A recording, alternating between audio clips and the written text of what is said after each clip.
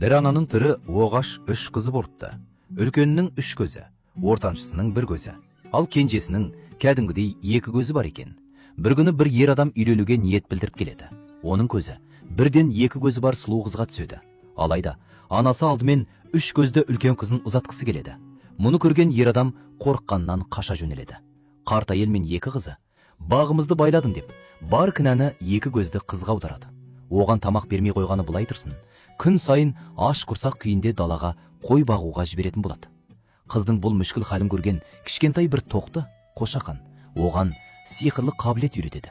Екі көзді қыз сиқырлы сөздерді айтқанда тоқты жайнаған мерекелік дастарханға айналатын. Содан бастап екі көзді қыз тоқтысымен бірге далада бақытты уақыт өткізе бастайды. Бірақ біраз уақыттан кейін анасы мен әпкелері бұл өзгерісті байқап қалады. Өйткені екі көзді қыз енді олардан тамақ сұрамайтын болған еді. Бұл оларды күмәндандырып, қыздың соңынан тыңшы жіберуге итермелейді. Bir көзді әпкесі сіңілісін аңги бастайды.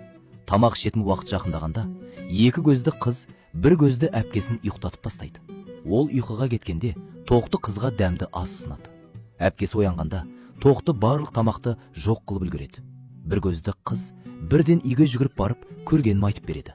Үшеуі өзара күмәнданып ақылдасады. Осыдан кейін нақты мәлімет жинау үшін бұл жолы үш көзді қызды жіберуге шешім қабылдайды.